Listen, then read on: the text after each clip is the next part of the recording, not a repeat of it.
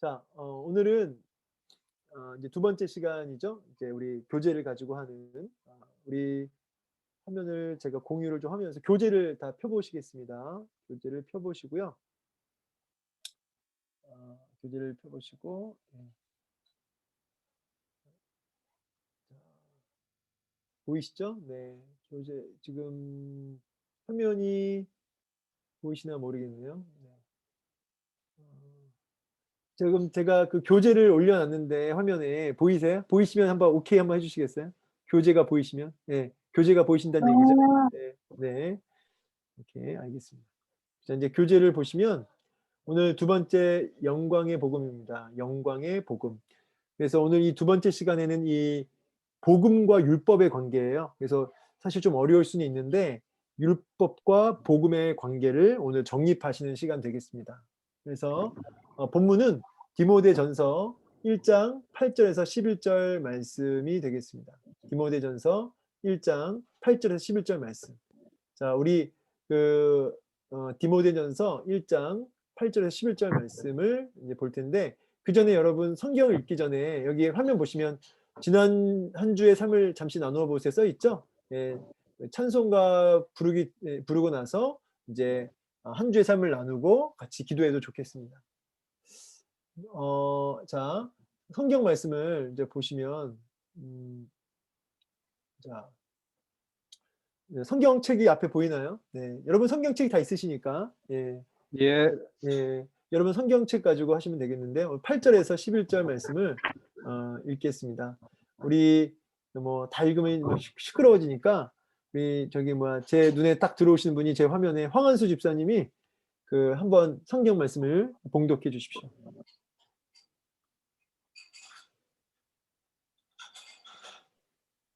예, 해보겠습니다. 그러나 율법은 사람이 그것을 적법하게만 쓰면 선한 것임을 우리는 아노라. 알 것은 이것이니 율법은 옳은 사람을 위하여 세운 것이 아니요 오직 불법한 자와 복종하지 아니하는 자와 경건하지 아니한 자와 죄인과 거룩하지 아니한 자와 망령된 자와 아버지를 죽이는 자와 어머니를 죽이는 자와 살인하는 자며 음행하는 자와 남색하는 자와 인신매매를 하는 자와 거짓말하는 자와 거짓 맹세하는 자와 기타 바른 교훈을 거스르는 자를 위함이니 이 네, 교훈은 내게 맡기신 바 복되신 하나님의 영광의 복음을 따름이니라. 아멘. 아멘. 자, 그래서 오늘 이제 이 디모데 우리 말씀을 보면서 특별히 이 율법을 주신 이유를 얘기하시는 건데, 이 율법이라고 하는 것은 적법하게 쓰기만 하면 선하다. 그러니까 율법을 폐하거나 율법을 뭐라고 하는 게 아니에요. 근데 바울이 왜 지금 율법에 대해서 지금 이렇게 얘기를 하냐면 배경을 알아야겠죠. 여러분 성경책에 좋은 성경책 같은 경우 보면 앞에 보면은 그, 그 서론 같은 데 보면 잘 나와 있는 책들도 있습니다. 근데 여러분 성경책이 어떠신지 모르겠는데 잠시만요. 제가 앞에 보시면 제 그 NIV 제 갖고 있는 성경책에 보니까 이런 게 좀 잘 돼 있더라고요. 화면 보이시죠? 자, 디모데전서의 그 배경과 목적을 보면은 바울이 이제 4차 전도 여행하고 나서 이제 디모데에게 자신이 마게도냐에 이제 방문하고 있는 중간에 에베소 교회를 돌보라고 한 겁니다. 여러분 에베소 교회는 바울이 특별히 좀 그 신경을 많이 쓰는 교회 중에 하나죠. 3년을 밤낮 눈물로 양육한 교회예요. 그래서 마게도냐에서 이제 본인은 사역을 하고 있는데 자꾸 에베소 교회가 염려가 되니까 이제 바울이 자기의 조력자, 이제 또 자기에게는 영적인 아들과도 같은 디모데에게 부탁을 하는 거죠. 그래서 이제 디모데가 에베소 교회를 이제 담임하게 됩니다. 에베소 교회를 담임하는데 에베소 교회의 문제점은 뭐냐면 그 여기 앞에 화면 보시면 알겠지만 영지주의자. 그러니까 이 영지주의자들이 있었다는 거예요. 영지주의자들에 의해서 에베소 교회가 많이 어려웠고 특별히 이제 이 유대교의 타락한 유대교와 거짓된 구역주의가 뒤섞인 이단이 있었다 그래요. 그러니까 그 에베소 교회에 이단이 침투해 들어와서 많이 어려웠다는 거죠. 그래서 바울이 그 디모데를 통해서 이제 젊은 목사잖아요. 젊은 목사가 담임을 하는데 디모데에게 이제 그 부분을, 그 율법에 대한 부분을, 또 여러 이단들에 대한 부분을 좀 짚은 겁니다. 그래서 어떻게 양육해야 될지, 그 율법이 뭔지 이런 것들을 디모데에게 분명히 얘기하는 거죠. 네. 네. 그래서 디모데가 믿고 이제 부탁을 한 겁니다. 네. 아시다시피 디모데는 사도는 아니었죠. 바울에게 양육받은 제자죠. 예. 이 정도만 아시면 될 것 같고요. 그럼 그 배경을 좀 이해하시고 공부를 하시면 더 좋겠습니다. 그래서 오늘 본문 보시면 결국은 이 율법주의, 그러니까 여러 그 이단들 중에서 영지주의와 또 이렇게 율법을 지켜야 된다라고 하는, 율법을 받아야지, 율법까지 지켜야지 구원받는다고 하는 어떤 이런 부분들까지 이로 인해서 이제 교회가 많이 어려웠다는 거죠. 그래서 율법 자체는 나쁜 게 아니다. 율법도 적법하게만 쓰면 선한 것이다. 근데 이 율법을 하나님 왜 주셨냐 그러면, 율법은 이 죄를 드러나게 하기 위함이라는 거예요. 이게 보시면, 읽어보시면 알겠지만, 율법이라고 하는 것은 옳고 그름, 죄를 이렇게 들춰내고, 율법이 우리의 허물과 이런 것들을 드러낸다는 거죠. 이 적법하게 쓰면이란 말 자체가, 율법이 우리에게 구원을 주는 게 아니라 우리의 죄를 드러나게 하고 은혜의 복음을 갈망하게 하고, 이렇게 적법하게만 쓰면 율법이 얼마나 선한 거냐. 그런데 율법으로 구원을 이루게 하는 이렇게 부적법한 것은 아니라는 거죠. 예, 그래서 적법하게 쓰면의 의미를 좀 이해하시면 좋겠고요. 여기 이제 다른 쉬운 성경 보면은 율법을 올바르게 사용하며 이렇게 나와요. 그러니까 적법하게, 올바르게 같은 뜻인데, 율법이 선하다는 걸 너희가 알 것이다. 예, 올바르게 사용한다, 적법하게 사용한다, 다 그 뜻이 뭐냐면 율법의 기능과 역할을 정확히 알고 써라는 거죠. 예. 그러면 율법이 얼마나 좋은 건지를 너희가 알 것이다. 이렇게 얘기하죠. 그래서 율법은 죄를 드러나게 하는 거죠. 근데 여기 이제 그러면서 여기 바른 교훈을 거스리는 자를 위함이니, 그러니까 바른 교훈이 뭐냐면, 바른 교훈은 복음을 가리키거든요. 복음을 거스르는 자, 예, 그들에게 이 율법이 주어져서 깨닫게 하고 죄를 돌이키게 하는 거죠. 그래서 이제 율법에 대한 이야기를 시작해서 영광의 복음으로 말씀이 끝나요. 예. 그래서 이제 이 부분을 이제 오늘 이 교재를 통해서 이제 좀 하나하나 확인할 텐데, 그 전에 여러분 그 담임 목사님 그 설교 노트를 제가 올려드렸습니다. 네, 이제 이 부분은 참고하시라고 제가 이렇게 올려놨고요.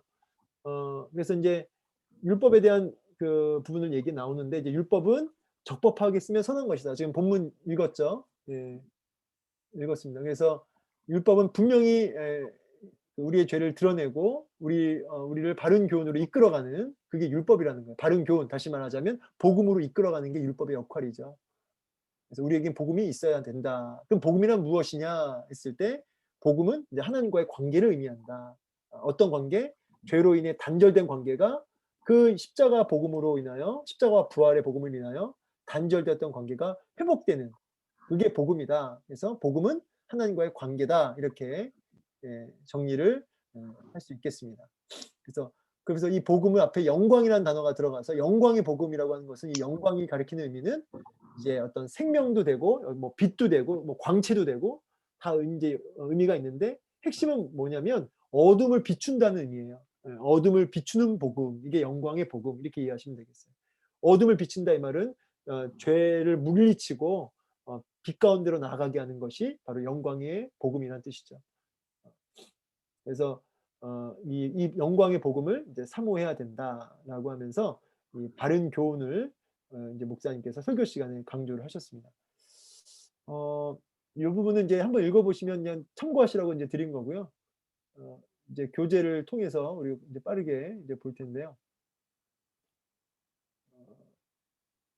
그 전에 제가 뭐 하나 보여주고 싶은 글이 하나 있는데, 갑자기 화면이 이렇게 이상하게 나와서. 여기 제가 참 율법과 복음을 잘 정리한 그 칼럼이 있어서 여러분에게 소개해드려요. 앞에 보이시죠? 예, 한번 제가 읽어드릴게요. 예, 잘 들어보세요. 율법이 아니라 은혜로 구원받는다는 것을 잘 아는 신자 중에서 구원에 이르는 삶, 곧 성화의 삶을 유독 힘들게 한 사람이 있다. 이 말은 무슨 말이냐면, 우리가 구원받는 거, 은혜로 구원받는 거 다 안다는 거예요. 근데 그거를 잘 아는 신자 중에 성화의 삶을 살지 못한 사람이 많다는 거예요.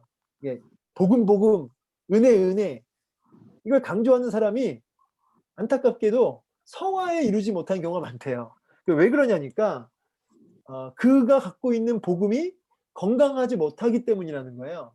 왜 건강하지 못하느냐 봤더니 그 율법, 그러니까 이제 보세요. 여기 결국 죄가 더한 곳에 넘치도록 임하는 은혜, 우리의 연약함을 동정하시고 있는 그대로 아버지 앞에 구하여 은혜를 받게 하시는 그리스도를 바라보지 못한다, 이렇게 해요. 이게 무슨 말이냐면 율법을 통해서 뭘 깨닫냐면, 아, 내가 죄인이구나, 아, 나는 은혜가 없으면 살 수 없는 존재구나, 이거를 깨닫게 한다는 거예요. 그래서 바울이 죄가 더한 곳에 뭐가 더했다고 그래요? 은혜가 더했다. 그게 뭐냐면 율법을 통해서 내 죄를 더 깊이 깨닫고 더 절망하고 더 비참해 할수록 뭐가 돼요? 그 복음이 값진 복음이 되는 거예요.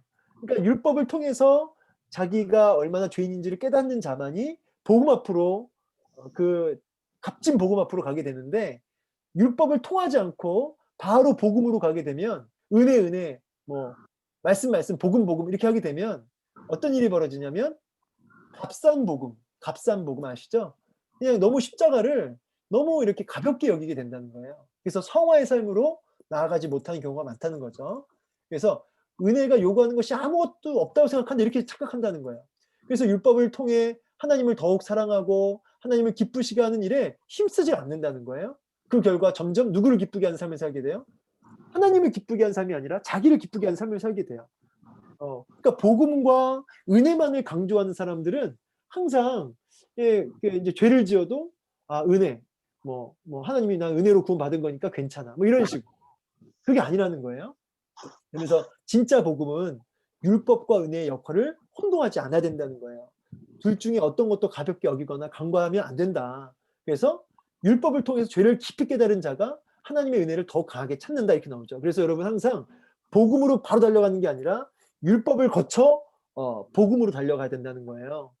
그래서 하나님의 은혜를 더욱 깊이 맛볼수록 율법을 쓸모없게 여기는 것이 아니라, 이제 내가 복음을 아니까, 내가 은혜를 아니까 저 율법은 아무것도 아니야, 율법은 끝났어, 그게 아니라 하나님을 사랑하고 그 안에 거하게 하는 그 어떤 하기 때문에 순금같이 그 율법을 사모한다는 거예요. 율법이라는 게 하나님 뜻이잖아요. 그러니까 그걸 순종함으로 하나님을 기쁘시게 하니까. 그래서 죄에 넘어지더라도 은혜를 값싼 것으로 여기지 않고 율법 앞에 참회하고, 또 그리고 불의에서 깨끗게 하시고 의롭게 하시는 그 은혜 앞에 더 감사하고 감격하게 된다는 거죠. 결론적으로가 좀 중요하죠. 이제 마지막으로 진짜 복음은 율법과 은혜를 다 사랑하는 거예요. 율법은 은혜를 구할 것을 요구하고, 그렇죠? 율법 가지고 안 되잖아요. 우리는 오호라 소망이 없죠. 순종이 안 되니까. 그러니까 은혜를 구하게 하고, 은혜는 율법에 자발적으로 따를 것을 요구한다는 거예요. 그러니까 우리가 구원 못 받을까 봐 율법 지키는 게 아니라, 은혜로 구원받은 자가 이제 기쁨으로 하나님을 기쁘시게 하고 싶어서 자발적으로 그 율법을 이제 따르게 된다는 거죠. 당신이 가지고 있는 복음은 진짜 복음이냐, 율법과 은혜를 조금이라도 거부하는 가짜 복음이냐. 그래서 우리가 율법 폐기론자처럼 은혜를 강조한 나머지 그렇게 하는 경우가 있다는 거예요. 아니라는 거죠. 그래서 우리가 이 율법주의라고 하는 또 영지주의자와 같은 이단에 빠지면 안 되겠지만, 진짜 복음 믿는 사람은 이렇게 은혜로 구원받은 자로서 이제 하나님을 기쁘시게 해야 되겠다고 하는 그런 열정을 가지고 율법들, 하나님의 계명을 자발적으로 순종한다는 거예요. 구원받기 위해 순종하는 게 아니라 기쁘시게 하려고. 이런 율법과 복음의 관계를 좀 이해하면서 공부를 이제 할 수 있어야겠습니다. 그래서 진짜 복음과 가짜 복음에 대한 칼럼이었어요. 이제 여러분 교재를 이제 볼게요. 교재를. 지금 이제 제가 요게 조금 말썽이 일어나서 공유는 계속 되고 있죠. 교재가 어디 갔지? 자, 지금 여기 있다. 네. 이제 교재를 보겠습니다. 여러분 책 다 보시고요.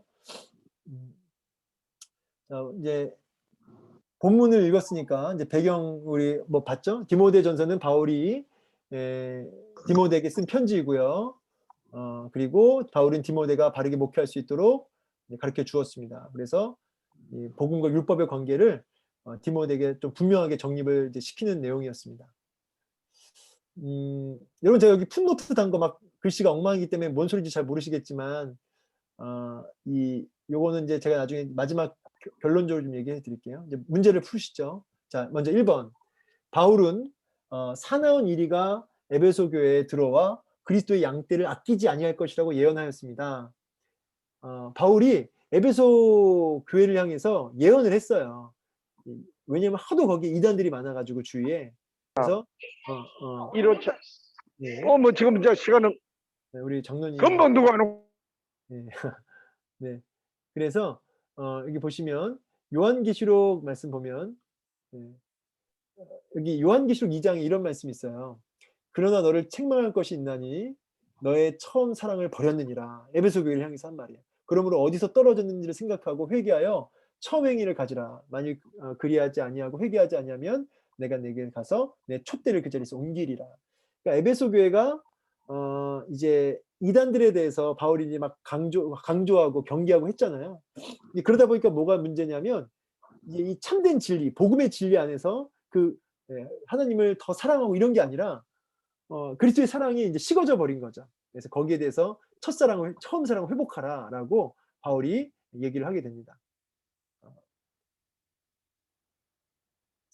이건 이제 사도행전 20장 29절 말씀. 내가 떠난 후에 사나운 이리가 여러분들에게 들어와서 그 양떼를 아끼지 아니하며 또 여러분 중에서도 제자들을 끌어 자기를 따르게 하려고 어그러진 말을 하는 사람들이 일어날 줄을 내가 아노라. 그래서 이단들이 많이 이렇게 침투해 들어온 걸 알 수 있습니다.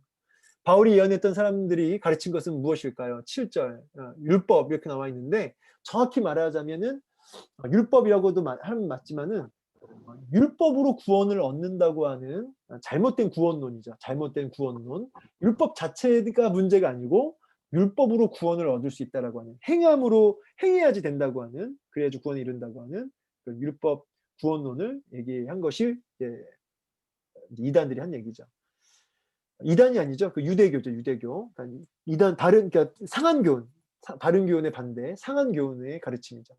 그들이 가르침이 잘못된 이유는 무엇이냐면 율법을 자체를 뭐라고 한 게 아니라 적법하게 가르치지 않았기 때문이라는 거예요. 그래서 그들은 결국은 율법으로 구원에 이르게 하는 것, 또 이제 신화와 끝없는 족보에 몰두하게 하며 하나님의 뜻, 하나님의 구속사를 이름보다 자꾸 이 말싸움만 한다는 거예요. 말싸움. 이런 것들이 이제 가르침의 잘못된 이유라는 거죠. 그래서 바울은 율법을 적법하게만 사용하며 선한 것이라고 말씀합니다. 그러면서 율법을 적법하게 사용하기 위해 우리는 무엇을 해야 할까요? 그래서 9절인데 뭐였죠? 9절?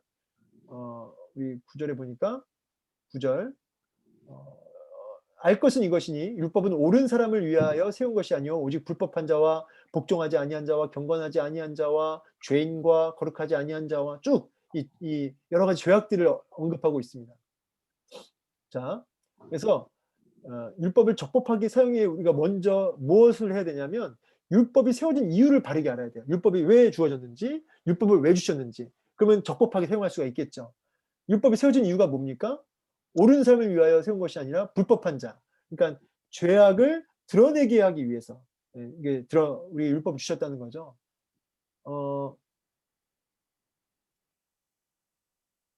여러분 그 율법의 역할에 대해서 사실은 여러분 글들이 많아요. 글들이 많은데 제가 찾아놓은 글이 지금 여기 안 보이네. 몇 가지 제가 더 찾아놨는데 지금 여기 없나 보다. 네. 그래서 제가 여기 있다. 네. 공유를 딴 걸로 해볼게요 한번. 네. 화면에 보시면 제가 하나만 더 보여드리고 이제 좀 정리하려고 하는데 앞에 보이시죠? 네, 화면 보이실 텐데 이제 율법은 이제 명령으로 이렇게 행하라 그러면 살리라 이렇게 하잖아요. 근데 복음은 뭐예요? 내가 너를 위해 다 했다는 거죠. 율법의 모든 것을 예수 그리스도께서 이제 성취하셨죠. 그래서 그 율법을 이루신 율법의 완성이신 예수님 안에 거하면 우리는 이제 율법을 다 행한 자가 되는 거죠. 그래서 율법은 우리가 행해야지만 구원이지만 그러니까 행해야 되는 내용이지만 그러나 이 복음은 우리가 믿어야 할 내용이죠.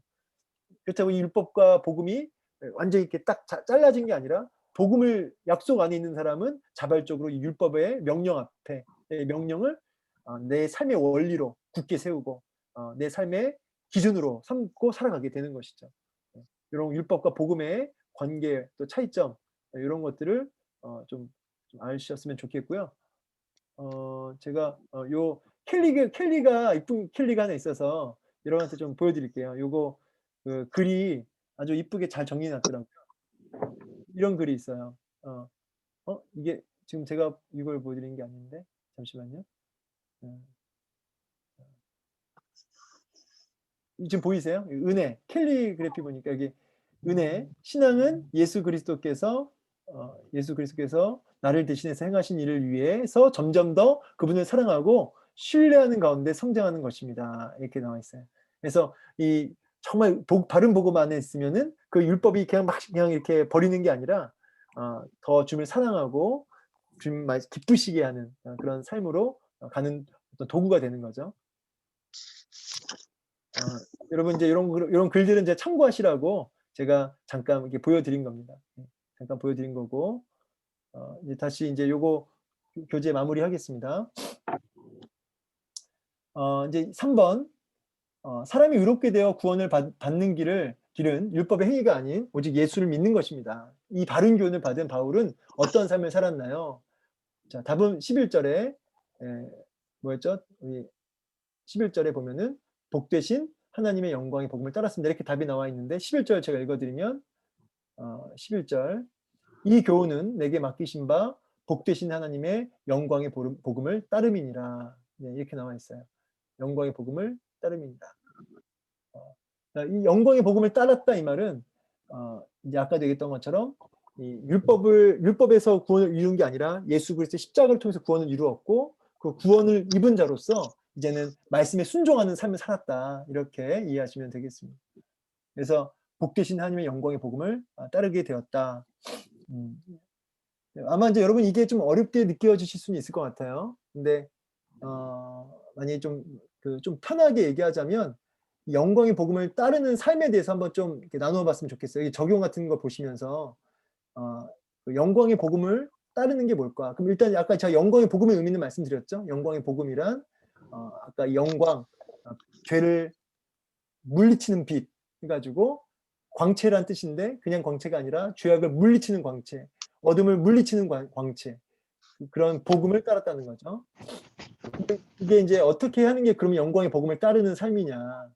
이제 그런 부분을 좀 같이 얘기해 보겠죠. 그게 이제 적용이에요. 적용. 우리는 하나님 말씀을 통해 우리 안에 있는 죄악을 발견합니다. 우리 안에 죄악은 무엇이며 또 그 죄악을 해결하기 위해 내가 해야 할 일은 무엇인가요? 지금 적용 다 보이시죠? 네. 그래서 이제 이때 여러분 이제 뭘 나누시냐면 일단 순장님들부터 자기의 죄악과 자기가 하나님 앞에 정말 그 복음을 따르지 못하는 삶, 복음을 따르지 못하는 삶에 대해서 좀 나눌 수 있으면 좋겠어요. 복음을 따르지 못하는 삶에 대해서 정직하게 나누는 시간을 가졌으면 좋겠습니다. 그래서 내가 또 반대로 내가 너무 이렇게 복음을 따른다고 하면서 죄악된 습관들을 끊어내지 않는 그런 것들에 대해서 좀 얘기해 보셨으면 좋겠어요. 여러분 우리 충영교회 청년들뿐만이 아니라 수많은 청년들, 아니 뭐 청년들뿐만이 아니라 교회 안에 있는 많은 중직자들 가운데서도요, 이 여러 가지 참 기독교인으로서 이렇게 합당치 않은 모습들이 많다는 거예요. 여러분 술 문제가 해결되지 않은 중직자나 청년들도 굉장히 많을 수 있고요.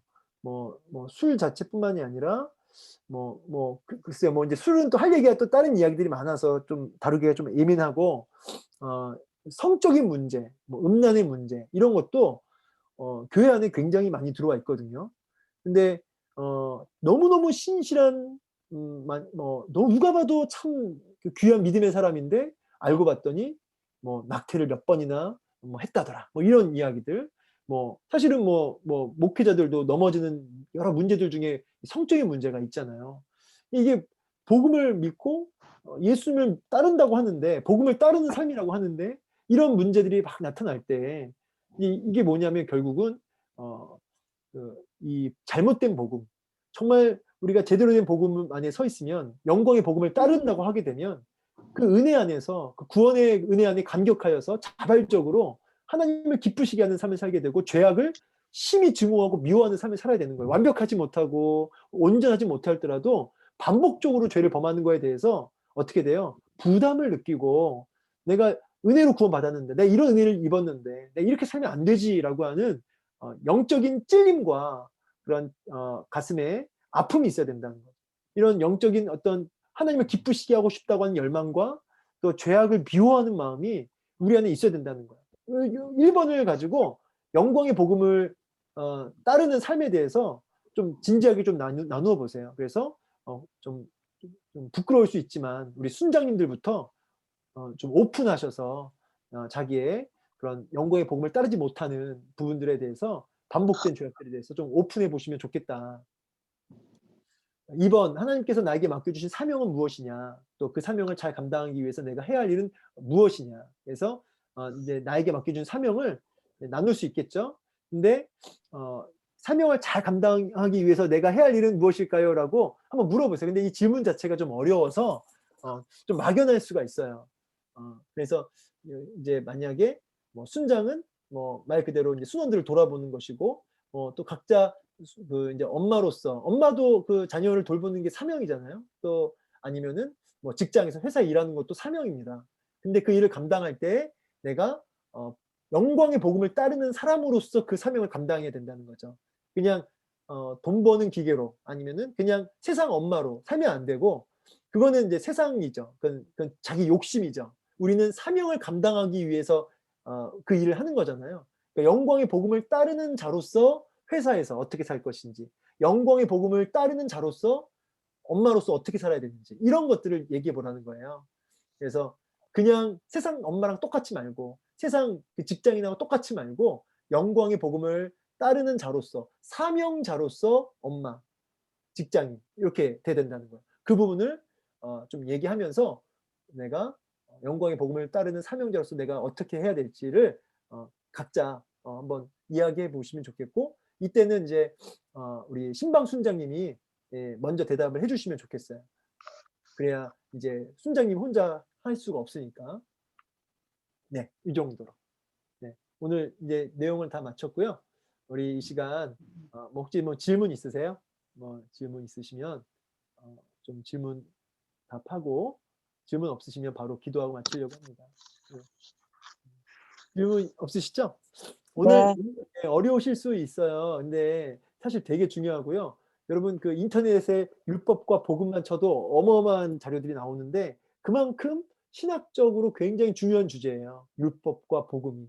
예, 그래서 율법을 여러분 신앙 제가 이렇게 좀 지켜봐도, 저도 그렇지만은 이 복음이 이게 좀 약간 문제가 있는 복음이 있어요. 그러니까 율법을 이렇게 완전히 이렇게 쉽게 말해서 이렇게 뒷전에 해놓는 그런 복음관에, 구원관에 쌓이는 분이 굉장히 많거든요. 그래서 사명자로서 영광의 복음을 따르는 자로서의 삶에 대해서 좀 무딘 경우들이 많고요. 이게 심하면 이단 구원파 있죠, 구원파. 구원파와 같은 그런 일들이 심하면 있는 거예요. 그러니까 잘못된 교리가 교회 안에도 얼마나 많은지 몰라요. 그래서 대한예수교 장로회 합동 측 간판이 붙어 있어도요, 그 안에 그 구원파와 같은 이단과 같은 그런 교리들이 선포될 수도 있고요. 반대로 너무 또 율법주의, 이렇게 뭐 행해야지 구원처럼, 뭐 그러니까 행하지 않으면 마치 이게 아닌 것처럼 얘기하는 경우도 많죠. 요게 이 율법과 복음의 관계가 아주 조화롭게 잘 이루어져야 되는데, 그걸 잘 정리한 아까 글이, 제가 아까 여러분 보여드렸던 그 칼럼 있죠.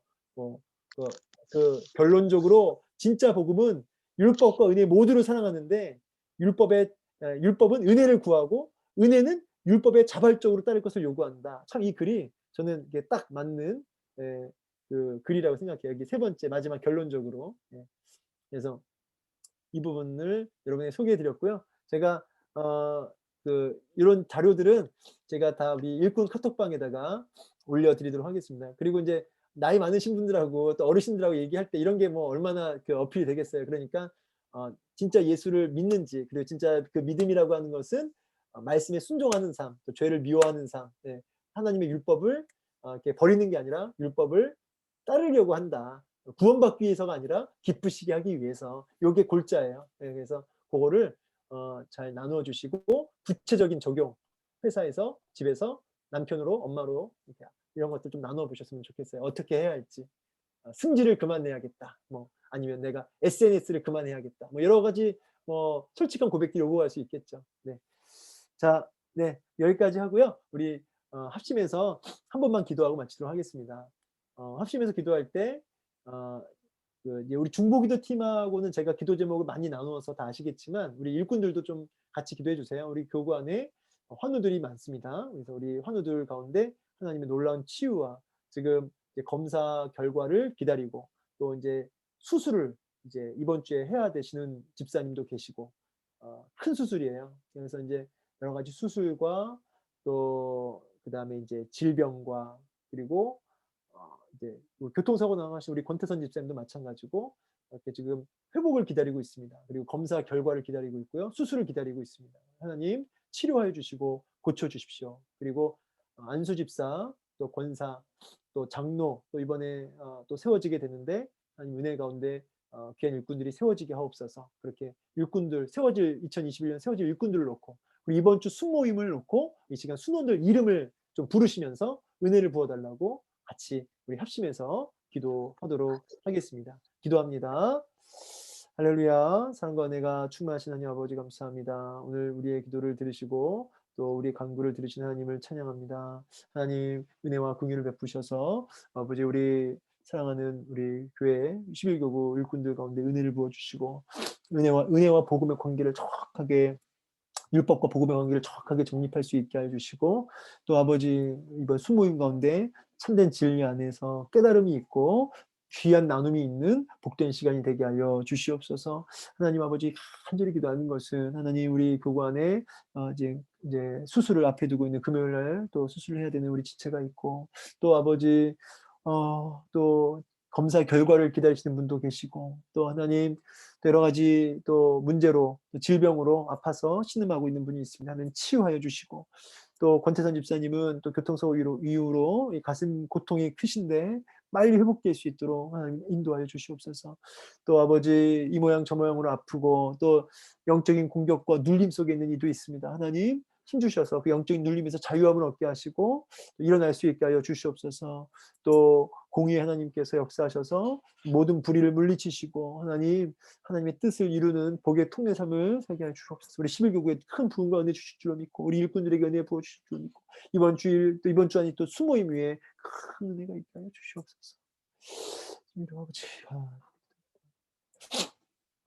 살아계신 하나님 감사합니다. 오늘 일꾼 모임을 통해서 또 이번 주 순모임 나눌 것들을 같이 좀 공부해 보았습니다. 하나님 이 진리의 말씀을 통해서 우리가 율법과 복음의 관계를 바로 정립하고 이 율법이 복음을 향하게 하고 또 복음이 이제 자발적으로 율법에 나아가게 하는 이 관계를 깨닫고 우리 하나님을 기쁘시게 하는 구원받은 자, 그 복음에 감격된 자로서의 삶을 살게 하여 주시옵소서.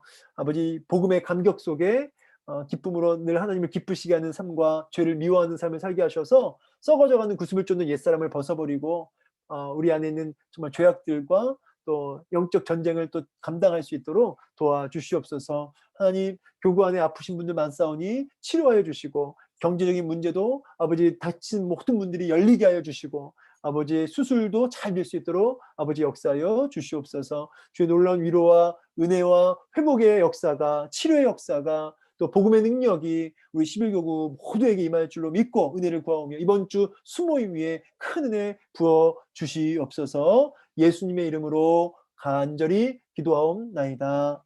아멘. 네, 아멘. 네, 감사합니다. 오늘 수고 많으셨고요. 아까 우리 순장님들이 먼저 오픈하라고 했는데 미리 답을 좀 생각하고 하셔야 될 거예요. 그러면은 나눔이 좀 더 수월해지실 겁니다. 네, 오늘 수고 많으셨습니다. 평안한 밤 되십시오. 네. 감사합니다. 감사합니다. 수고하셨습니다. 감사합니다.